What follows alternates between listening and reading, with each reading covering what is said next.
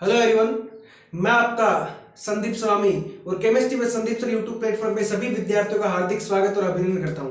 जैसा कि विद्यार्थियों आपको बताया गया था कि ये जो अपना यूट्यूब चैनल था ये आप लोगों की सुविधा के लिए क्रिएट किया गया था, यानी बीएससी के टोटल कंडक्ट्स के लिए। तो आज जो अपनी क्लास है वो भी अपन क्लास शुरू कर रहे हैं वो बीएससी पार्ट सेकंड की। वो अभी जो अपन क्लास शुरू कर रहे हैं वो कर रहे हैं बीएससी पार्ट सेकंड की। किसकी कर रहे हैं?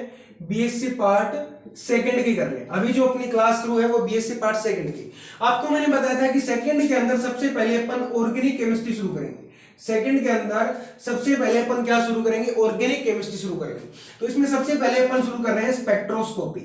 सबसे फर्स्ट जो अपनी यूनिट है, सबसे फर्स्ट जो यूनिट है अपनी, वो यूनिट अपन शुरू कर रहे हैं स्पेक्ट्रोस्कोपी।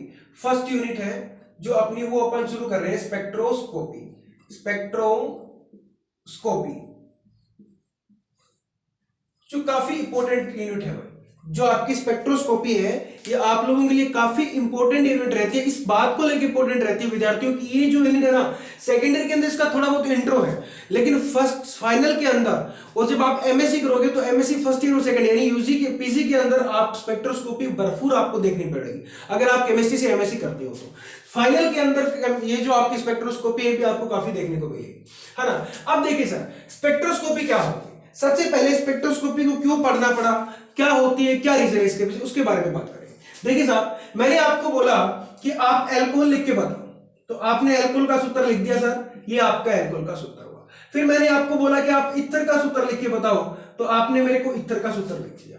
फिर मैंने आपको बोला विद्यार्थियों कि आप फिनोल का लिख के बताओ, तो आपने फिनोल का लिखा, या आपने फिनोल का लिख दिया। फिर मैंने आपको बोला कि आप फिनोल का सूत्र लिखो, फिनोल की संरचना लिखो, तो आपने फिनोल की लिख दी। फिर मैंने बोला आपको एसिड की लिखो, आप किसकी लिखो? एसिड की लिखो, तो आपने एसिड की लिख दी कि सर ये आपका एसिड हो गया। फिर मैंने आपको बोला कि आप एल्किल हैलाइड की स्ट्रक्चर लिखो, तो आपने एल्किल हैलाइड की स्ट्रक्चर लिख दी। ये जो स्ट्रक्चर है, ये जो संरचना है, आप क्यों लिख पा रहे हैं? सबसे इंटरेस्टिंग बात कि ये जो संरचना है सर आप क्यों लिख पा रहे हो? कि सर हमने बुक्स में पढ़ी है, 11th से पढ़ते आ रहे हैं, 12th में पढ़ी थी, फर्स्ट ईयर में पढ़ी थी, अभी पढ़ रहे हैं सर, बेसिक सी बात है, लिख देंगे आसानी से, क्या बड़ी बात है इसमें। साइंस के बच्चे हैं सर, केमिस्ट्री के बच्चे हैं सर, तो मजे से लिख सकते हैं, ये तो बेसिक चीजें हैं केमिस्ट्री की। और सर एल्कोहल का सूत्र तो हमें वैसे भी याद रहता है, तो बिल्कुल भी वो बात नहीं है सर। लेकिन ये क्यों लिख पाए, इसकी संरचना अपन क्यों लिख पाए, इसके लिए अपन क्या करेंगे? अध्ययन करेंगे। इसके बारे में अपन चर्चा करेंगे कि इन संरचनाओं का जब आप अध्ययन करते हैं, इन संरचनाओं को अपन डिटेल में जाते हैं, तो अपने को एक माध्यम की आवश्यकता पड़ती है। वो माध्यम है आपका वैद्युत चुंबकीय विकिरण। वो माध्यम है आपका वैद्युत चुंबकीय विकिरण। उसको आप बोलते हो वैद्युत चुंबकीय विकिरण। उसको आप क्या बोलते हो? वैद्युत चुंबकीय विकिरण बोलते हो। मैग्नेटिक इलेक्ट्रोमैग्नेटिक फील्ड, आप इंग्लिश में से बोलोगे इलेक्ट्रोमैग्नेटिक फील्ड। ये जो आपकी इलेक्ट्रोमैग्नेटिक फील्ड है ना, इसके माध्यम से आप क्या करते हो? इन्हीं संरचनाओं का क्या करते हो? अध्ययन करते हो। तो अपन स्पेक्ट्रोस्कोपी के बारे में क्या बात करेंगे सर? कोई भी मैटर है, कोई भी पदार्थ है सर, चाहे वो पदार्थ आपका ऑर्गेनिक हो सर, चाहे वो पदार्थ सर आपका इनऑर्गेनिक हो सर, चाहे वो पदार्थ क्या हो सर आपका इनऑर्गेनिक हो सर, कोई भी आपने मैटर लिया सर, कोई भी आपने क्या लिए? मैटर लिए यानी पदार्थ लिए। उस पदार्थ की संरचना का अध्ययन आप किस एक माध्यम से कर रहे हो सर? वो माध्यम है आपका इलेक्ट्रोमैग्नेटिक रे। वो माध्यम आपका इलेक्ट्रोमैग्नेटिक रे यानी वैद्युत चुंबकीय विकिरण। अगर सर किसी भी संरचना का अध्ययन आप विद्युत चुंबकीय विकिरण की सहायता से करते हो, तो सर वो टेक्निक आपकी क्या कहलाती है? स्पेक्ट्रोस्कोपी कहलाती है। वो टेक्निक आपकी क्या कहलाती है सर? स्पेक्ट्रोस्कोपी कहलाती है। तो इसकी परिभाषा लिखूंगा मैं, इसकी परिभाषा ऐसे लिखेंगे अपन, इसकी परिभाषा ऐसे लिखेंगे, फटाक से साथ साथ नोट करो कि सर किसी पदार्थ का अध्ययन, किसी पदार्थ चाहे आपका इनऑर्गेनिक कंपाउंड हो, चाहे आपका ऑर्गेनिक कंपाउंड हो, कोई भी कंपाउंड हो सकता है बेटा, है ना, चाहे वो आपका इनऑर्गेनिक हो सकता है, चाहे वो आपका ऑर्गेनिक हो सकता है, उसकी संरचना का अध्ययन, उसकी संरचना का अध्ययन, उसकी संरचना का अध्ययन वैद्युत चुंबकीय विकिरण की सहायता से करते हैं। वैद्युत चुंबकीय विकिरण की सहायता से करते हैं, तो सर वो क्या कहलाती है? आपकी स्पेक्ट्रोस्कोपी कहलाती है सर। उस टेक्निक को आप क्या बोलते हो? स्पेक्ट्रोस्कोपी बोलते हो। उस टेक्निक को आप क्या बोलते हो विद्यार्थियों? स्पेक्ट्रोस्कोपी बोलते हो। आपको जिस माध्यम की आवश्यकता पड़ती है स्ट्रक्चर के अध्ययन करने में, स्ट्रक्चर के बारे में जानने में, वो आपकी क्या होती है? स्पेक्ट्रोस्कोपी। सर बिल्कुल समझ में आया, लेकिन अब इसके बारे में बात करेंगे आगे। सर कैसे किया जाता है? देखिए सर, मैं रफ कर रहा हूं इसको, साथ साथ में स्क्रीनशॉट ले लिया करो भाई, मैं रफ कर रहा हूं इसको। सर कैसे करते हैं, संरचना का अध्ययन किस तरीके से करते हैं वो बताइएगा, उस पर बात करते हैं। संरचना का अध्ययन सर आप किस तरीके से कर पाते हो उसके बारे में। मान लो आपने कोई पदार्थ लिया, मान लो बेटा आपने कोई क्या लिया, पदार्थ लिया। चलो सर हमने पदार्थ ले लिया,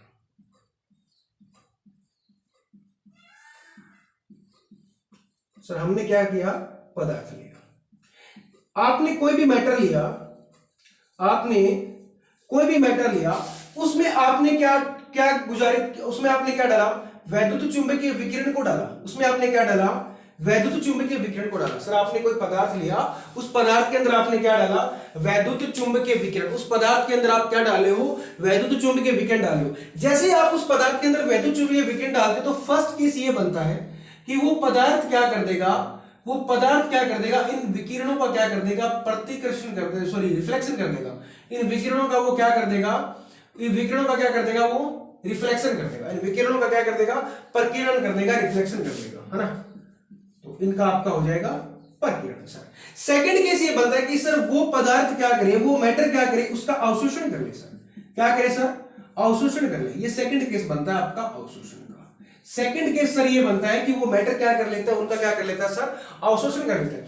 थर्ड केस ये बनता है विद्यार्थियों कि सर वो क्या करे, ये विकिरण क्या करे, उस पदार्थ से क्या हो जाए, पारगमित हो जाए, यानी ट्रांसफर हो जाए। वो विकिरण सर इस पदार्थ से क्या हो जाए, पारगमित हो जाए, सर ट्रांसफर हो जाए, है ना। तो अब देखो अगर वो पदार्थ, अगर वो आपका जो पदार्थ आपने लिया है वो पदार्थ विद्युत चुंबकीय विकिरण का अवशोषण कर ले, वैद्युत चुंबकीय विकिरण का अवशोषण कर ले, उसकी संरचना कैसे पढ़ पाते हो कि सर उसके जस्ट सामने हम लगा देते हैं फोटोग्राफिक प्लेट। उसके जस्ट सामने हम क्या लगाते हैं, फोटोग्राफिक प्लेट लगा देते हैं। सर क्या लगाते हैं, sir photographic plate. Sir photographic plate लगाते हैं तो उस पे होने वाली जो घटना है उनको पढ़ के अपन बता देते हैं, सर इसकी स्ट्रक्चर है जो ऐसी है। यहां तक कोई दिक्कत। अब देखिए सर आप बार बार बोल रहे हो वैद्युत चुंबकीय विकिरण, वैद्युत चुंबकीय विकिरण, इसके बारे में बताइए सर, है ना।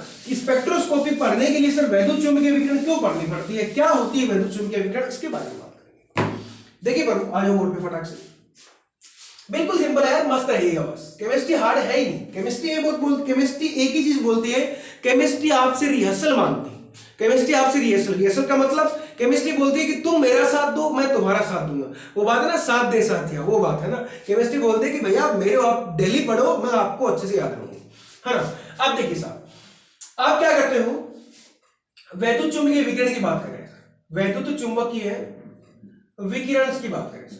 वैद्युत चुंबकीय विकिरण क्या होती है सर, वैद्युत चुंबकीय विकिरण क्या होती है सर। देखो बेटा वैद्युत चुंबकीय विकिरण के बारे में अगर सबसे पहले किसी साइंटिस्ट ने बात की थी ना, वो आपका था मैक्सवेल। वो आपका कौन था, वो आपका था मैक्सवेल था। कौन था भाई, मैक्सवेल था। अगर इलेक्ट्रोमैग्नेटिक रे, आपके इलेक्ट्रोमैग्नेटिक रे के बारे में किसी भी साइंटिस्ट ने बात की तो वो आपका था मैक्सवेल। मैक्सवेल ने क्या बोला था यार, मैक्सवेल ने दो तीन खास बातें बताई। मैक्सवेल ने इलेक्ट्रोमैग्नेटिक रे, वैद्युत चुंबकीय विकिरण के बारे में दो तीन प्यारी प्यारी बातें बताई। सबसे फर्स्ट बात उसने ये बताई, सबसे फर्स्ट बात उसने ये बताई कि सर जो आपकी इलेक्ट्रोमैग्नेटिक रे है ना, इनकी वेलोसिटी, इनकी वेग, इनकी वेलोसिटी सर किसके बराबर होती है। सर इसका जो वेग होता है ना सर, वो किसके बराबर होता है, प्रकाश के वेग के बराबर होता है। सर किसके बराबर बताया उसने, प्रकाश के वेग के बराबर। इनका सर जो वेग होता है वो किसके बराबर होता है, प्रकाश के वेग। अब सर इंटरेस्टिंग बात सर, प्रकाश का वेग बताइए। आप प्रकाश के वेग को सी से डिनोट कर दिया सर आपने, हमें अच्छे से पता सर 6th क्लास से पढ़ते हैं। लेकिन इसका बताइए सर, इसका वेग आपका हो गया बेटा 3 × 10⁸ मीटर पर सेकंड। कितना हो गया, 3 × 10⁸ मीटर पर सेकंड। ये आपके हो गया प्रकाश का वेग। अपन जो मैक्सवेल जेन्युइन बात करता है ना, जो इंटरेस्ट, जो अपनी खास सॉलिड बात करता है, उनकी बातें करेंगे। वैसे मैक्सवेल ने कुछ और भी बहुत कुछ बातें की जिसके बारे में, लेकिन जो अपनी जेन्युइन बात है, जो ठोस बात है, सॉलिड बात है, उसकी बात करेंगे। सेकंड मैक्सवेल क्या बोलता है कि सर इन्हें प्रसारण हेतु किसी माध्यम की आवश्यकता नहीं होती। इन्हें प्रसारण हेतु माध्यम की आवश्यकता नहीं होती, माध्यम की आवश्यकता नहीं होती, माध्यम की आवश्यकता नहीं होती सर। ये सब निर्वात में भी गति करने की क्षमता रखती है। ये क्या होती है सर, आपकी निर्वात में भी गति करने की क्षमता रखती है। किस कैसे सर, निर्वात में भी गति कर जाती है सर। जो आपका फ्लास्क होता है सर, उसमें से ये क्या हो जाती है, गुजर जाती है सर। अब देखिए सर, वैद्युत चुंबकीय विकिरण कब से बोल रहे हो, मैक्सवेल ने बताया, मैक्सवेल ने इसके बारे में दो, सर होती क्या है उसके बारे में बात करो। देखो साहब, आप 11th क्लास से पढ़ते आ रहे हो इनके बारे में, आप लोग 11th क्लास से पढ़ते आ रहे हो इनके बारे में। कहां से पढ़ते आ रहे हो? 11th से। 11th क्लास के अंदर आप पढ़ के आए थे कि सर कोई भी विकिरण है, कोई भी विकिरण है, 11th क्लास से आप पढ़ते आ रहे हो, ये मैं लेता हूं xx, यहां पे ले रहा हूं मैं yx और यहां पे ले रहा हूं मैं zx। ये आपका हो गया xx, ये yx और ये मेरे लिए zx। सर कोई भी विकिरण है उसकी गमन की दिशा, सर कोई भी विकिरण है उसके गमन की दिशा, ये इसकी क्या हो जाएगी? गमन की दिशा हो जाएगी। क्या हो जाएगी इसकी? गमन की दिशा। कि सर कोई भी जो विकिरण है उसकी गमन की दिशा के विपरीत साइड में, अपोजिट साइड में यानी लंबवत, वो क्या करते हैं सर? वैद्युत क्षेत्र। क्या करते हैं सर? वैद्युत क्षेत्र और चुंबकीय क्षेत्र उत्पन्न करते सर। वैद्युत क्षेत्र और क्या करते सर? वो चुंबकीय क्षेत्र यानी इलेक्ट्रिक फील्ड और मैग्नेटिक फील्ड उत्पन्न करते सर। कोई भी जो विकिरण है सर, कोई भी जो आपकी रे है, वो जिस साइड में वो ट्रांसफर हो रही है, जिस साइड में उसकी गमन की दिशा है, उसके लंबवत वो क्या करती जा रही है सर? वैद्युत क्षेत्र और चुंबकीय क्षेत्र। आप बेटा वैद्युत क्षेत्र यहां पे भी लिख सकते हो जेड एक्स पे, और वाई एक्स पे आप चुंबकीय क्षेत्र लिख सकते हो, या जो का क्यों लिखा है ऐसे भी लिख सकते हो, कोई फर्क नहीं पड़ेगा। लेकिन इसके लंबवत क्या होना चाहिए कि सर जो गमन की दिशा है उसके विपरीत साइड में, यानी जो लंबवत है वो क्या कर रही है सर? मैग्नेटिक फील्ड व इलेक्ट्रिक फील्ड क्या कर रही है? वो प्रेजेंट कर रही है। वो जो आपके विकिरण होते हैं वो आपके विकिरण क्या कहलाते हैं भाई? इलेक्ट्रोमैग्नेटिक विकिरण यानी वैद्युत चुंबकीय विकिरण। ये जो आपके विकिरण हैं, ये आपके विकिरण क्या कहलाते हैं सर? वैद्युत चुंबकीय विकिरण कहलाती है। तो आप इसकी परिभाषा कैसे लिखोगे? इसकी परिभाषा ऐसे लिखोगे, इसकी डेफिनेशन ऐसे लिखोगे सर कि वो विकिरण जो गमन की दिशा के लंबवत क्या करती हो? वैद्युत क्षेत्र और चुंबकीय क्षेत्र उत्पन्न करती हो सर, वैद्युत चुंबकीय विकिरण कहलाती है। अब सर 2 नंबर बात करें। अब देखो भैया 2 नंबर बात करें, ये जो आपके आपके यहाँ पे लैम्डा काम में आएगा। लैम्डा का मतलब होता है तरंग दैर्ध्य। तरंग दैर्ध्य लैम्डा का मतलब होता है तरंग दैर्ध्य। सर लैम्डा क्या होता है? 11th क्लास में पढ़ के आए हो एटॉमिक स्ट्रक्चर के अंदर। 11th क्लास का आपका चैप्टर है atomic structure, 2 number chapter, page number 27, electromagnetic रे, पेज नंबर 27 पे एनसीईआरटी में पढ़ के आए हो ना 11th क्लास के अंदर। 11th क्लास की बात है बेटा, है ना। सर क्या होता है, देखिए साहब, ये जो आपके आप 2 चाहे तो ले लो सरंग, इसको आप बोलोगे इस किरण के, इस जो विकिरण के सरंग, इनको आप बोलोगे गर्त। सर चाहे तो आप 2 गर्त ले लो, चाहे आप 2 सरंग ले लो। सर 2 सरंग और 2 गर्तों की मध्य की जो दूरी होती है ना सर, वो क्या कहलाती है सर? लैम्डा कहलाती है सर।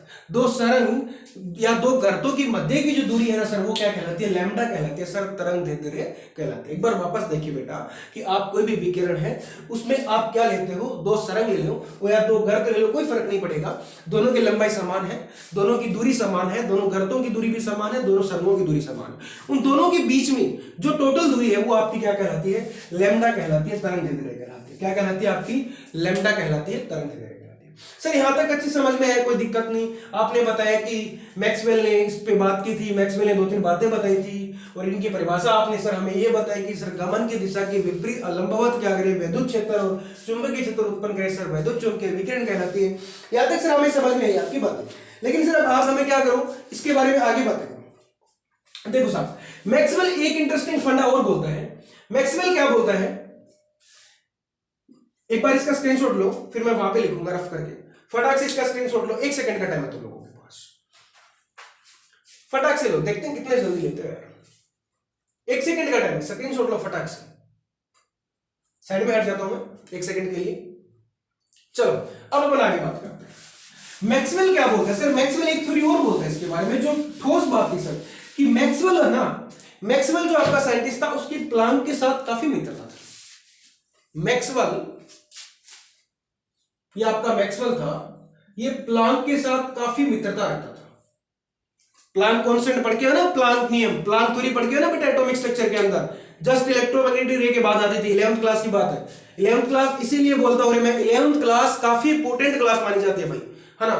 अब देखिए साहब, मैक्सवेल और जो प्लांक था दोनों की बढ़िया मित्रता थी, दोनों जैसे कृष्ण सुदामा की होती है सर वैसी मित्रता थी। अब मैक्सवेल क्या बोलता है? मैक्सवेल ये बोलता है कि सर कोई भी पदार्थ है, कोई भी पदार्थ है सर, उस पदार्थ में आप इलेक्ट्रोमैग्नेटिक रे को ट्रांसफर करवाते हो। सर कोई भी पदार्थ है, उस पदार्थ के अंदर अगर आप इलेक्ट्रोमैग्नेटिक रे को ट्रांसफर करवाते हो तो सर वो पदार्थ है ना, वो पदार्थ है, वो क्या करेगा? ऊर्जा का जो उत्सर्जन है ना, ये मैं उत्सर्जन को दर्शा रहा हूं बेटा, ये ऊर्जा का उत्सर्जन को दर्शा रहा हूं, और ये है ना अंदर की साइड में मैं जो आपका एरो लगा के ये किसको दर्शा रहा हूं, अवशोषण को। ये आपका हो गया अवशोषण, ये आपका हो गया अवशोषण।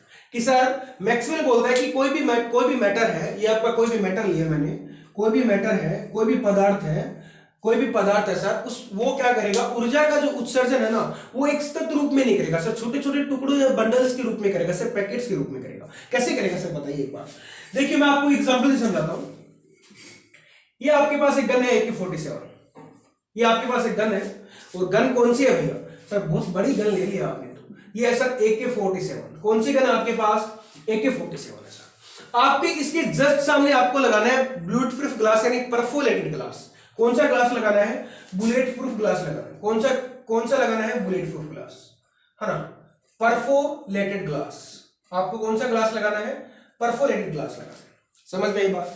जैसे आप गन का ट्रिगर दबाओगे, जैसे आप गन का ट्रिगर दबाओगे तो वहां से अंदर से बुलेट निकलेंगे, और वो बुलेट जब इस ग्लास से जाके टकराएंगे, सपोज करिए आपने क्या किया, ये गन उठाई, आपने फटाफट धड़ाधड़ ट्रिगर लगाने का प्रयास किया, तो यहां से क्या निकले, छोटे छोटे पैकेट्स निकले, छोटे छोटे ऊर्जा के क्या निकले, यानी जो आपके बुलेट थे वो इस तरीके से निकले और इस ग्लास से जाके टकराए। अब आपको ये चीज यहां पे समझने का प्रयास करना है कि सर आपने 1 सेकंड पे अगर ट्रिगर दबाया, आपने 1 सेकंड पे अगर ट्रिगर दबाया यहां से, तो जैसे ही आपने ट्रिगर दबाया तो सर फटाक से एक बंडल निकला, एक पैकेट्स निकला, यानी एक आपका क्या निकला, बुलेट निकला। सर वापस से फटाक से दबाया, उन दूसरा जब आप ट्रिगर दबाते हैं उन दोनों के बीच में 1 सेकंड या 2 सेकंड जो भी टाइमिंग है उसका समय अंतराल है बेटा, वो क्या है, आपका समय अंतराल है। और जैसे ही आपका समय अंतराल है ना, तो मैं आपको बोल सकता हूं कि ये जो आपके छोटे छोटे टुकड़े हैं ना, ये जो आपके छोटे छोटे टुकड़े, उनको मैं बोल दूंगा फोटोन। उनको मैं क्या बोल दूंगा, फोटोन बोल दूंगा सर।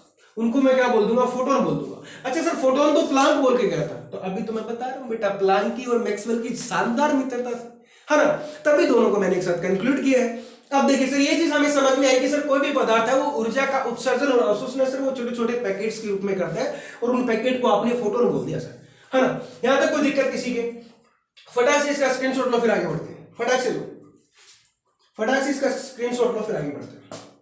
चलो आपने स्क्रीनशॉट ले लिया होगा। अब मैं बात करता हूं 1 फोटोन बराबर,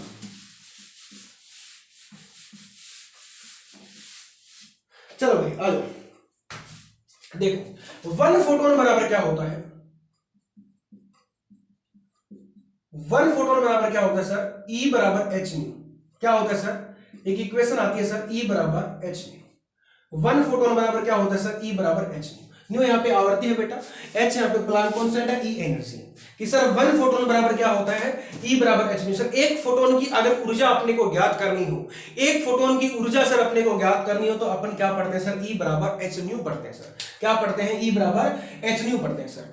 न्यू यहाँ पे आवर्ती है सर, h प्लांक कांस्टेंट है, और E क्या सर यहाँ पे एनर्जी है। क्या मैं इसको ऐसे भी लिख सकता हूं कह रहे कि h बराबर c अपॉन लैम्डा, E बराबर h बराबर h c अपॉन लैम्डा, ये इसकी होगी सेकंड इक्वेशन, ये फर्स्ट इक्वेशन। मैं इसकी थर्ड इक्वेशन लिखने का प्रयास करता हूं जो अपने काम में आएगी। यहाँ पे ये 11th की चीजें थी, अब ये जो अपने काम में आने वाली चीज है वो काफी इंपॉर्टेंट है, वो ये है कि सर E बराबर होता है 1 अपॉन लैम्डा। E बराबर होता है सर 1 अपॉन लैम्डा। इसको भैया अच्छे से गांठ बांध लो, E बराबर 1 अपॉन लैम्डा। ये टॉपिक अपना पूरा का पूरा इस इक्वेशन पे चलेगा सर। E बराबर क्या होता है, 1 अपॉन लैम्डा होता है सर। E बराबर क्या होता है सर, 1 अपॉन लैम्डा। कैसे होता है सर बताइए एक बार, हमें तो प्रैक्टिकली बताइए सर।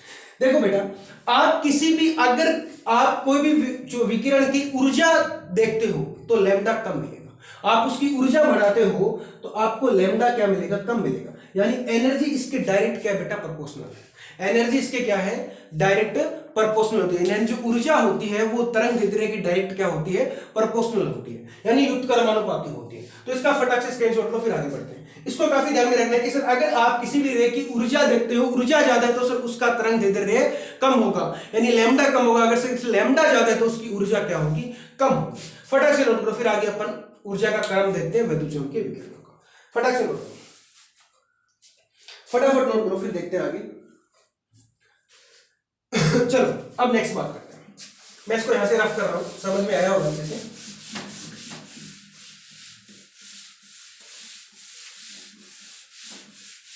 अब अपन नेक्स्ट बात करते हैं। देखिए सर, ये जो आपकी इलेक्ट्रोमैग्नेटिक रे है, इसके कर्म की बात करता हूं। वैद्युत चुंबकीय विकिरण के कर्म की बात करता हूं। वैद्युत चुंबकीय विकिरण की कर्म यानी ऊर्जा के एनर्जी कर्म की बात करते हैं। तो सबसे ज्यादा सर होती है कॉस्मिक की। सबसे ज्यादा सर किसकी होती है?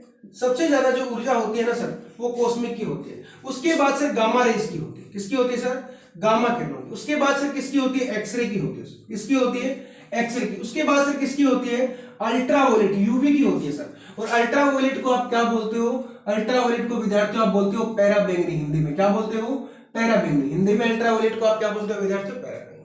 अल्ट्रावायलेट के बाद सर किसकी होती है? विजिबल यानी दृश्य प्रकाश की होती है सर। किसकी होती है सर? विजिबल की होती है सर, यानी मैं हिंदी में इसे बोलूं तो दृश्य प्रकाश। किसकी होती है सर? दृश्य प्रकाश की होती है सर। विजिबल की बात सर किसकी होती है सर? इंफ्रारेड की होती है सर। इंफ्रारेड। इंफ्रारेड को आप क्या बोलोगे हिंदी में? अवरक्त। क्या बोलोगे? अवरक्त बोलोगे। इंफ्रारेड के बाद सर किसकी होती है? ऑडियो की होती है सर। किसकी होती है? ऑडियो की होती है सर। और ऑडियो के बाद सर किसकी होती है? माइक्रो। किसकी होती है सर? माइक्रो यानी सूक्ष्म सर। और माइक्रो के बाद सर जो किसकी होती है वो होती है रेडियो की। किसकी होती है सर? रेडियो की। सबसे लास्ट में किसकी होती है सर? रेडियो की होती है। ये था इसकी एनर्जी का क्रम। सबसे ज्यादा जो एनर्जी है ना वो किसकी है? कॉस्मिक किरणों की। उसके बाद gamma, X ray, ultraviolet, visible, infrared, audio, micro, radio. एक बार फटाक से देखिए मेरे साथ। सबसे ज्यादा जो एनर्जी किसकी है सर? कॉस्मिक की, फिर गामा, फिर एक्सरे, फिर अल्ट्रावायलेट, फिर विजिबल, फिर इंफ्रारेड, फिर ऑडियो, माइक्रो और रेडियो सर। यहां तक कोई दिक्कत नहीं सर। अब जो आपकी सर कॉस्मिक किरण है ना सर, आपकी जो कॉस्मिक रे है उनकी एनर्जी आप इसे क्या बोलते हो? अंतरिक्ष किरणें। आप इन्हें क्या बोलते हो? अंतरिक्ष किरणें।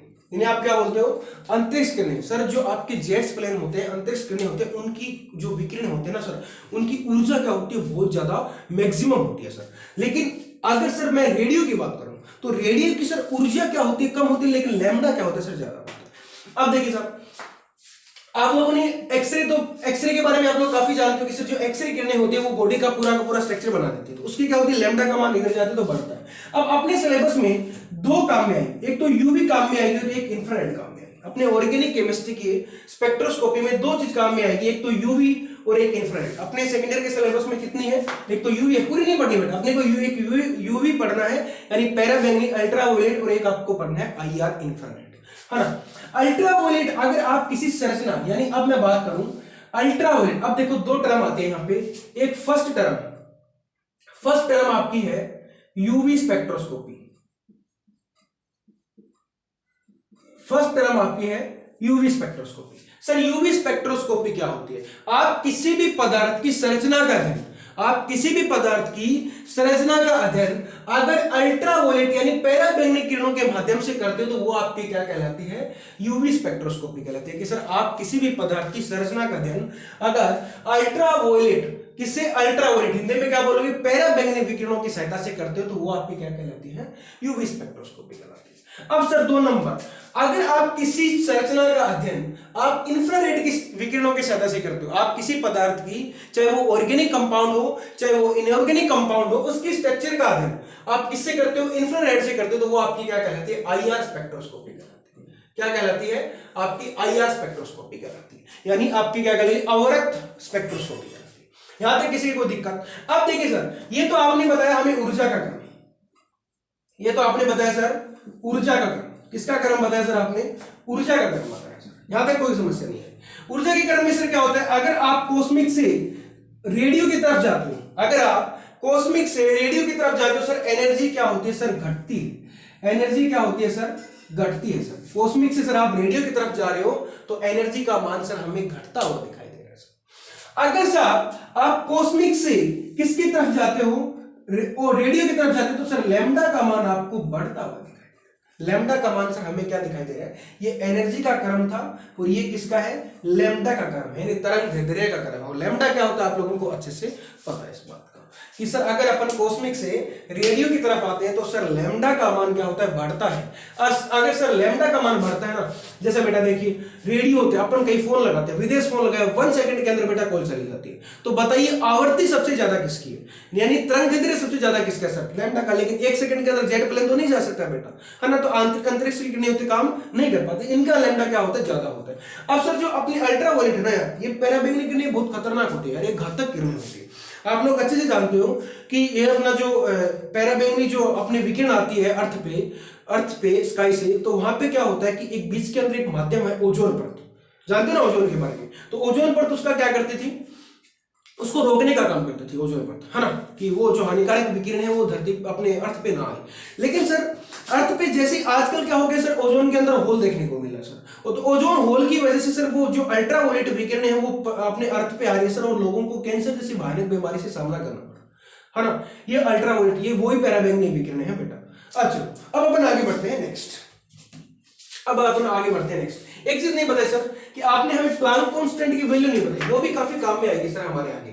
तो प्लांक कांस्टेंट की वैल्यू होती है बेटा 6.626 into 10 की पावर 34 जूल, 6.626 into 10 की पावर 34 जूल, ये आपके प्लांक कांस्टेंट की वैल्यू। ये भी आपको थोड़ा क्या रखना है, ये आपको भी थोड़ा क्या रखना है, प्लांक कांस्टेंट की वैल्यू को क्या रखना है, ध्यान में रखना है। ये चीजें अपनी होगी अब अच्छे से कंप्लीट। अब अपन बढ़ेंगे आगे,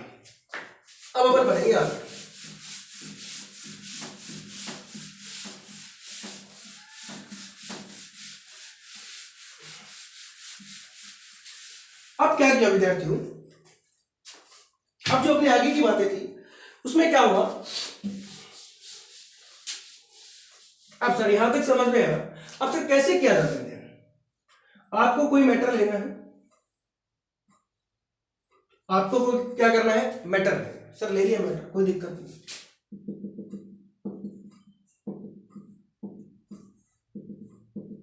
अब क्या करना है, आपको आई नोट गुजारना है। आई नोट का मतलब कोई भी आपको तरंग, कोई भी आप तरंग लेनी है, उसको मैं बोलूंगा कुल, कोई भी विकिरण ले ली, कोई भी ले लो यार, विद्युत चुम्बकीय विकिरण मैंने आपको खूब सारी बताई है, आप कोई भी ले लो, कोई फर्क नहीं पड़ेगा।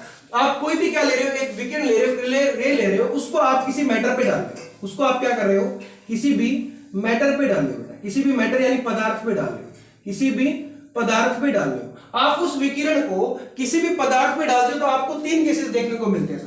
सबसे फर्स्ट केस आपको ये देखने को मिलता है सर कि वो जो पदार्थ है ना, उस विकिरण का क्या कर देता है सर, रिफ्लेक्शन कर देता है। उस विकिरण का सर वो क्या कर देता है, रिफ्लेक्शन कर देता है, और रिफ्लेक्शन को सर आप लिखोगे कैपिटल आई और स्मॉल आर से सर। सेकंड केस में क्या देखने को मिलता है सर कि वो उन विकिरणों का क्या कर लेती है, अवशोषण कर लेती है सर। वो इन विकिरणों का क्या कर लेती है सर, अवशोषण सर क्या कर लेती है, और अवशोषण को आप लिखोगे, इंग्लिश में अवशोषण को बोलते हैं सर एड्जॉर्प्शन, और एड्जॉर्प्शन के लिए आप लिखोगे कैपिटल आई और स्मॉल ए, है ना। थर्ड केस सर आपका ये बनता है कि आप जैसे इलेक्ट्रोमैग्नेटिक रे को गुजारते हो, सर कुछ रे इस पदार्थ को ट्रांसफर कर जाती है, कुछ रे इस पदार्थ के अंदर से क्या हो जाती है सर, ट्रांसफर हो जाती है। तो उसके लिए सर आप लिखते हो IT, या आप केवल कैपिटल आई भी लिख सकते हो। वापस से देखिए, आपने कोई भी एक पदार्थ लिया, एक पदार्थ लिया, उस पदार्थ में आपने क्या करने का प्रयास किया, इलेक्ट्रोमैग्नेटिक रे डालने का प्रयास किया। आपने जैसे ही कोई भी इलेक्ट्रोमैग्नेटिक रे डाली, उसके कुल को, जो टोटल विकिरण है उसको मैं दर्शाऊंगा आई नोट से। किसे दर्शाऊंगा, आई नोट से। आप किसी मैटर पे आई नोट डालते हो तो आपको 3 केसेस देखने को मिलते हैं। सबसे फर्स्ट केस सर हमें यह देखने को मिला कि सर वो पदार्थ क्या करेगा, उस विकिरण का सर रिफ्लेक्शन कर देगा, यानी वो उसको अपने अंदर जाने नहीं देगा सर, उसका प्रकीर्णन कर देगा। और रिफ्लेक्शन को सर आपने डिनोट किया आई, कैपिटल आई और आर से सर, स्मॉल आर से। दूसरा सर केस ये बनाया कि दूसरा केस ये बना सर, जो पदार्थ है वो उसका क्या कर लेता है, एड्जॉर्प्शन कर लेता है। एड्जॉर्प्शन का मतलब होता है हिंदी में अवशोषण। एड्जॉर्प्शन का मतलब होता है विद्यार्थियों अवशोषण। वो उसका क्या कर लेता है विद्यार्थियों, अवशोषण कर लेता है। अवशोषण कर लेगा ना, ये आपका हो गया सेकंड केस। ये आपका कौन सा हो गया, सेकंड केस। अब मैं बात करूं थर्ड केस की, इसकी बात करूं थर्ड केस में क्या होता है विद्यार्थियों, थर्ड केस में होता है कि वो जो मैटर है जिसमें आप इलेक्ट्रोमैग्नेटिक रे गुजार रहे हो, वो विकिरण उस पदार्थ को क्या कर जाती है, ट्रांसफर कर जाती है या पारगमित कर जाती है, और उसके लिए आप लिखते हो IT या कैपिटल आई लिखते हो। अब सर क्या मैं इस केसेस के बेस पे, इन 3 केसेस के बेस पे अध्ययन करके, एनालिसिस करके, स्टडी करके क्या मैं ऐसे लिख सकता हूं क्या यार कि आई नोट जो आपका है ना, वो बराबर होता है सर आई आर प्लस आई ए और प्लस आई टी के। क्या मैं ऐसा बोल सकता हूं? हाँ ना बोले तो मैं इसको ऐसे बोल देता हूं कि विद्यार्थी जो आपका आई नोट है ना बजरंगी भाइयों, जो आपका आई नोट है ना वो किसके बराबर है? आई आर आई ए और आई टी के बराबर है ना। कैसे सर? अब सर इंटरेस्टिंग बात तो हमें ये भी देखने को मिले सर, बुक में लिखा हुआ है कि सर जो अवशोषण है, जो प्रकीर्णन है आपका, जो आपका रिफ्लेक्शन है सर वो 4% हो पाता है, ज्यादा नहीं हो पाता। वो कितना हो पाता है सर? 4% हो पाता है सर। इंटरेस्टिंग बात इंटरेस्टिंग ये सर कि जो आपका रिफ्लेक्शन है ना सर वो बहुत कम मात्रा में हो रहा है, वो 4% के एटीपीटी हो रहा है सर, आपका रिफ्लेक्शन बहुत कम हो रहा है रिफ्लेक्शन, है ना। बिल्कुल से बात समझ में है कि रिफ्लेक्शन क्या हो रहा है? बहुत कम हो रहा है। अब देखिए सर, रिफ्लेक्शन अगर आपका 4% हो रहा है तो नेक्स्ट केस क्या बनेगा? नेक्स्ट केस आपका बनेगा विद्यार्थियों कि सर आई नोट बराबर होगा आपके आई ए प्लस आई टी की। किसके बराबर होगा? आई नोट आपकी किसके बराबर होगा? आई ए के और आई टी की। ये आपकी बनती है सेकंड इक्वेशन। ये आपकी कौन सी इक्वेशन है? ये आपकी बनती है सेकंड इक्वेशन। फर्स्ट इक्वेशन में सर हमें समझ में आया कि आई नोट में जो आप टोटल आई नोट में से जो आई आर माइनस करते हो तो सर रिफ्लेक्शन सर पदार्थ ज्यादा मात्रा में उसका रिफ्लेक्शन नहीं कर पाता, वो 4% रिफ्लेक्शन कर पाता है। तो सर सेकंड इक्वेशन क्या बनती है कि आई नोट बराबर होता है सर आई ए और आई टी के सर। अब देखो बेटा, ये जो आपका आई नोट आई ए है ना, ये इसे जो आपका एड्सॉर्प्शन है यानी अवशोषण है, अब पूरा का पूरा चैप्टर इस पे चलेगा। अब आगे पूरा का पूरा जो यूनिट है वो किस पे चलेगी? इस अवशोषण पे चलेगी, आई ए पे चलेगी, इस पे चलेगी कि विकिरण का अवशोषण कैसे होता है ना, विकिरण का अवशोषण कैसे होता है। तो इसका फटाक से स्क्रीनशॉट लो, फिर आगे बढ़ते हैं। फटाक से स्क्रीनशॉट लो इसका, फिर आगे बढ़ते हैं। चलो अब अपन आगे बात करते हैं।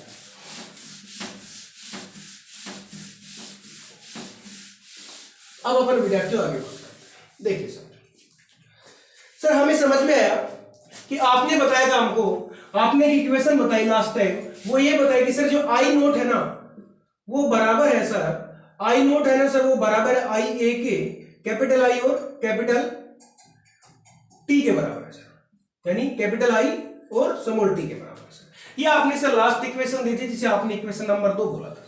यहां तक कोई दिक्कत नहीं सर। आपने हमें ये भी बताया सर ये जो अपना पूरा का पूरा चैप्टर है वो अवशोषण पे चलेगा सर।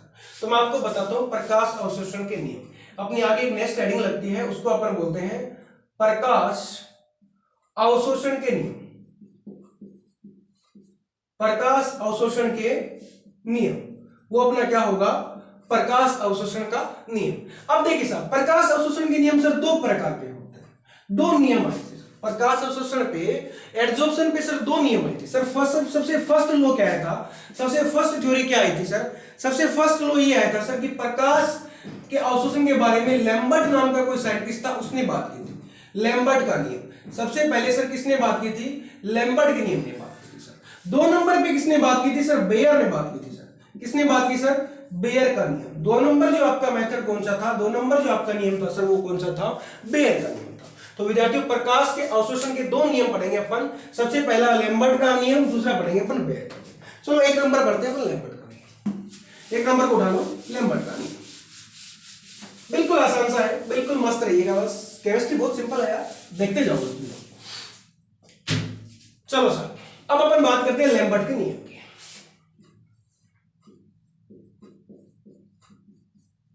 लैम्बर्ट का नियम,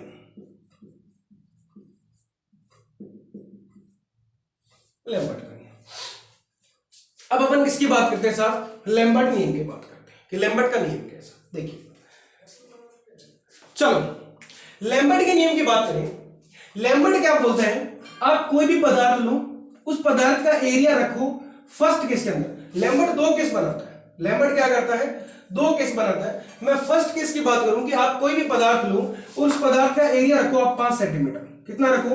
यानी उसकी लेंथ रखो, उस पदार्थ की जो आप उस पात्र ले रहे हो फर्स्ट, उसकी लेंथ रखो 5 सेंटीमीटर। दूसरा वो ये बोलता है कि उसकी लेंथ आप रखो 10 सेंटीमीटर। उसकी लेंथ आप कितनी रखो? 10 सेंटीमीटर। दूसरा वो क्या बोलता है कि उसकी लंबाई आप कितनी रखो? 10 सेंटीमीटर रखो। उसकी लंबाई आप कितनी रखो? 10 सेंटीमीटर। अब फर्स्ट के अंदर भी आपने मैटर भरना है ना, और वही मैटर आपको सेकंड में भरना है।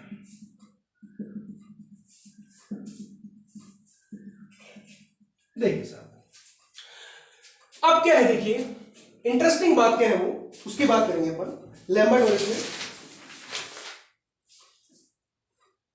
अच्छा आ जाओ, लैम्बर्ट क्या बोलता है कि आपको दोनों के अंदर पदार्थ की मात्रा क्या रखनी है, समान रखनी है। आपको दोनों के अंदर पदार्थ की मात्रा क्या रखनी है, समान रखनी है। यानी आपका 10 सेंटीमीटर एरिया था और ये आपका कितना है, 5 सेंटीमीटर एरिया। तो मैं यहां पे लिख रहा हूं पदार्थ की मात्रा दोनों में क्या है, समान है।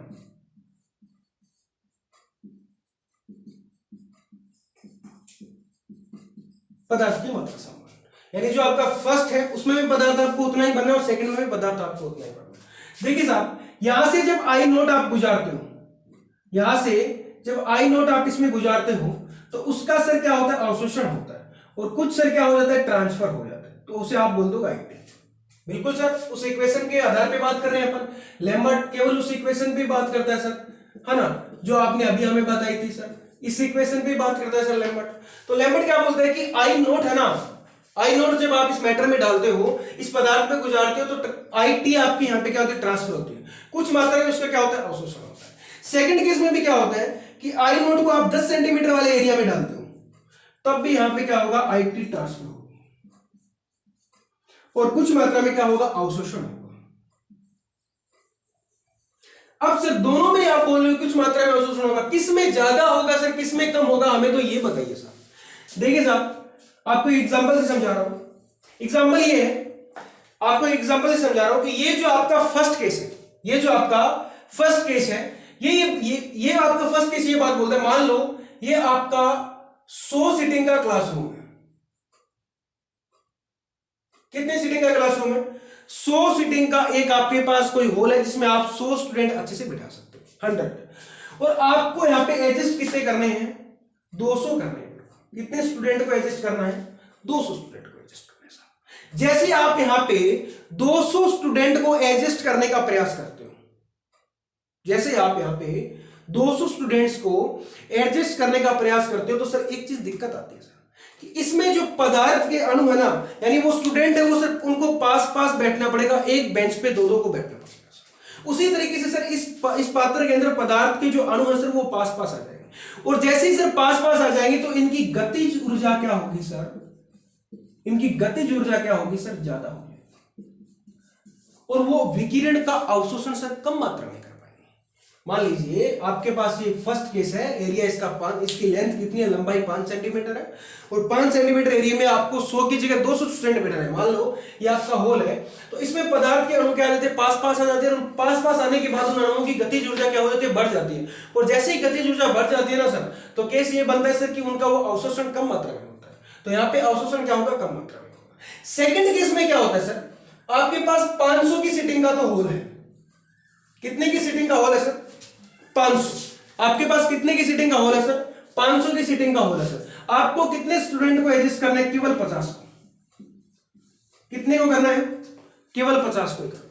अब 500 की सीटिंग का होल है यार, तो 50 स्टूडेंट को एडजस्ट करना है, तो सब दूर दूर अपनी मस्ती से बैठेंगे, जहां पे कूलर फैन ऐसी जो भी सुविधा होती है, जो ज्यादा लगी होती है, मस्ती से जाके बैठेंगे सर, कोई दिक्कत नहीं, आराम से बैठेंगे। 500 में 50 बढ़िया से एडजस्ट हो सकते हैं, 500 वाली जगह पे 50 बढ़िया से राज करेंगे। तो यहां पे कण क्या होंगे, दूर दूर होंगे, तो आने वाले विकिरण का अवशोषण वो क्या कर पाएंगे, ज्यादा मात्रा में कर पाएंगे। तो लैम्बर्ट इस आधार पे एक बात बोलता है कि सर ए समानुपाती होता है एल के। लैम्बर्ट बोलता है कि सर जो ए समानुपाती होता है ना, वो क्या होता है सर, एल के होता है। एल लैम्बर्ट को आप लेंथ से डिनोट कर लीजिएगा, यानी एल मतलब लेंथ और एल का मतलब लैम्बर्ट, यानी सर वो ए समानुपाती होता है किसके, लेंथ के होता है सर। आप अगर किसी पदार्थ की लंबाई बढ़ाते हो तो उसकी अवशोषण, ए का मतलब यहां पे क्या है, ए का मतलब यहां पे क्या है बेटा, ए का मतलब यहां पे है अवशोषण दर, एडजॉर्प्शन। इंग्लिश में आप इसे क्या बोलते हो, एडजॉर्प्शन बोलते हो, एडजॉर्प्शन रेट। और एल का मतलब यहां पे क्या है, लंबाई, लेंथ, है ना सर। अगर आप किसी पदार्थ की लंबाई बढ़ा दे तो उसकी अवशोषण की तरफ बढ़ते हैं, यानी ए समानुपाती क्या है सर, ए समानुपाती क्या है सर, एल है। ये बात कौन बोलता है, लैम्बर्ट बोलता है सर। यहां तक किसी को दिक्कत, ये था भाई लैम्बर्ट का लो। आप इसको फटाक से स्क्रीनशॉट लो, फिर अपन आगे बढ़ते हैं। फटाक से स्क्रीनशॉट लो, इसका फटाक से स्क्रीनशॉट लो, फिर आगे बढ़ते हैं।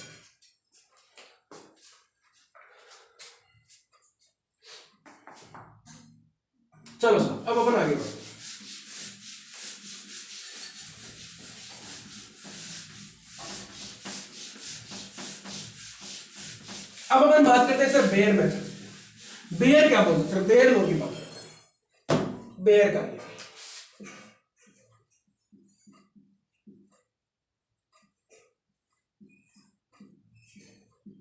ये आपका हो गया प्रभु बेयर का नियम।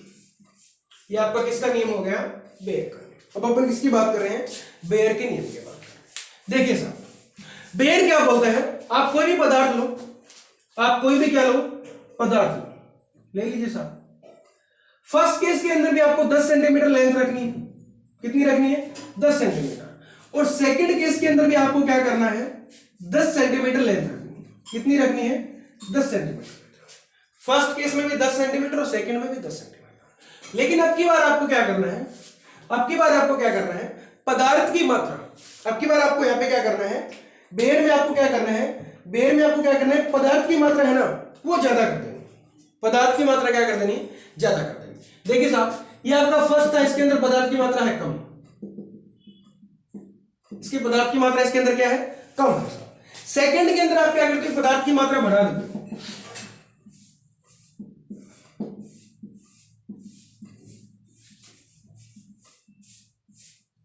यहां पे क्या? पदार्थ की मात्रा ज्यादा,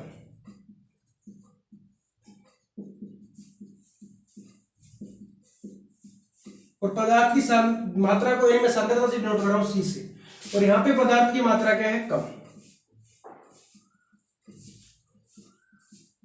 यहां पे पदार्थ की मात्रा क्या है प्रभु? कम। यहां पे पदार्थ की मात्रा ज्यादा है और यहां पे पदार्थ की मात्रा क्या है? कम। अब आपको क्या करना है? इससे आई नोट को ट्रांसफर करवाना है। अब जैसे इसमें आई नोट डालोगे आप, तो सर अवशोषण होगा, बिल्कुल होगा सर, कोई शक नहीं है इसके अंदर, बेशक होगा सर। और यहां से क्या हो जाएगी? आईटी ट्रांसफर हो जाएगी सर। अब है ना सर, जो फर्स्ट केस के अंदर अवशोषण है वो सर कम मात्रा में हो पा रहा है। क्यों हो पा रहा है भाई? अवशोषण कम मात्रा में सर फर्स्ट केस के अंदर है ना, फर्स्ट केस के अंदर बजरंगियों नोट करो बात को, अवशोषण बहुत कम मात्रा में हो पा रहा है। क्यों हो पा रहा है सर? क्योंकि पदार्थ की मात्रा क्या है? कम है। यहां पे गतिज ऊर्जा की बात नहीं होगी।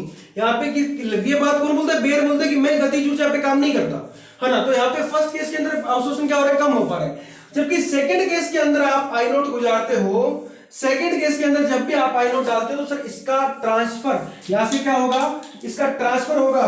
और सर ट्रांसफर यहां से जैसे ही होगा ना, तो इसका सर क्या होगा? यहां पे सर क्या होगा? इसका ट्रांसफर होगा। और ट्रांसफर होगा तो सर इसका जो है ना अवशोषण की दर वो ज्यादा है सर। इसके अवशोषण की दर क्या है? इसके अवशोषण की दर क्या है सर? ज्यादा है। यानी ज्यादा मात्रा में क्या हो रहा है? एड्सॉर्प्शन हो रहा है। ज्यादा मात्रा में क्या हो रहा है? एड्सॉर्प्शन हो रहा है सर। अब इन दोनों बेसिस के आधार पे, इन दोनों की स्टडी करके बेयर क्या बोलता है कि सर ए समानुपाती होता है सी के। ए समानुपाती सर किसके होता है?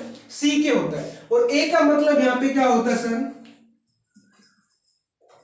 अवशोषण दर, एड्सॉर्प्शन रेट। और सी का मतलब सर सांद्रता। यानी आप पदार्थ, किसी भी पात्र के अंदर पदार्थ की सांद्रता बढ़ाते हो तो उसमें अणुओं की सांद्रता बढ़ेगी, और पदार्थ की सांद्रता जैसे बढ़ेगी तो सर अवशोषण की दर भी क्या होगी? ज्यादा होगी। ये बात कौन बोलता है बेटा? आपका बेयर बोलता है। ये था बेयर का नियम। तो फटाक से नोट करो, बेयर क्या बोलता है? ये समानुपाती होता है सी की। तो फटाक से इसको नोट करें, फिर आगे बढ़ते हैं। फटाक से नोट करो, स्क्रीनशॉट लो 1 सेकंड के अंदर। 1 सेकंड का टाइम है तुम लोगों के पास, फिर अपन आगे बढ़ते हैं। चलो मैं रफ करता हूं, अब अपन आगे बढ़ते हैं। अब क्या होता है कि बेयर और जो लैम्बर्ट है ना, वो दोनों एक मिलीजुली बात बोलते हैं। बेयर और जो लैम्बर्ट है ना, वो दोनों क्या करते हैं? मिलीजुली बात बोलते हैं। तो बेयर और लैम्बर्ट को इसलिए अपन क्या पढ़ते हैं? एक साथ पढ़ते हैं। और अपनी बुक के अंदर बेयर और लैम्बर्ट, यानी लैम्बर्ट और बेयर को क्या पढ़ा जाता है? एक साथ पढ़ा जाता है, लैम्बर्ट और बेयर का नियम।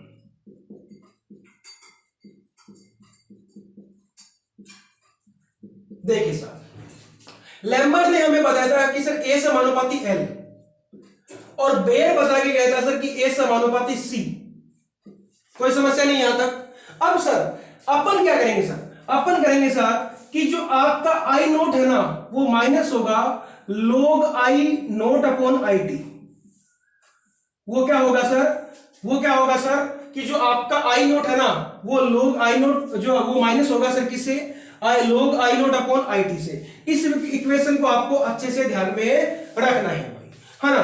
अब अब सर दूसरी बात, अगर मैं इन दोनों को एक साथ रखने का प्रयास करें सर, इन दोनों को एक साथ रखने का प्रयास करें तो सर कैसे रख पाएंगे, वो हो जाएगा सर कि A बराबर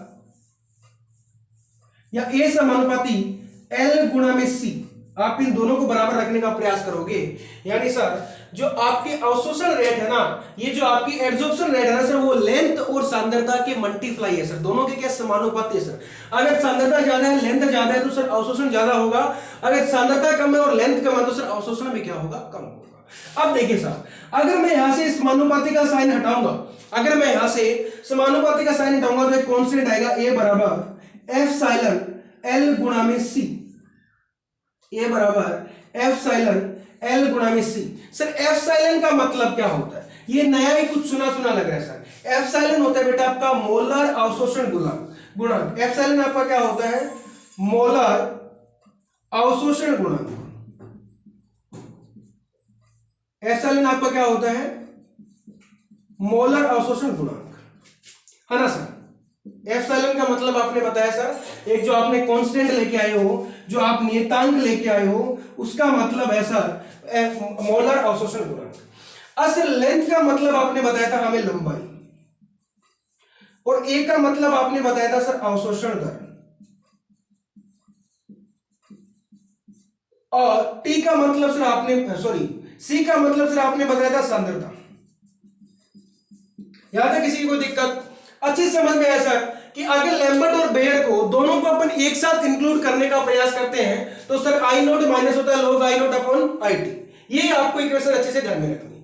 अगर सर इन दोनों को अपन साथ में रखना चाहें तो ए समानुपाती क्या होगा, L अपॉन L गुणा में C, और जैसे ही L गुणा में L मल्टीपल C होगा ना बेटा, तो आप यहां से इस कांस्टेंट को हटाओगे, इस नियतांक को बेटा आप हटाओगे ना, तो एक कांस्टेंट आएगा एप्सिलॉन, और एप्सिलॉन को आप हिंदी में बोलते हो मोलर अवशोषण गुणांक, मोलर अवशोषण गुणांक। तो एक बराबर क्या होगा, एप्सिलॉन L गुणा में C।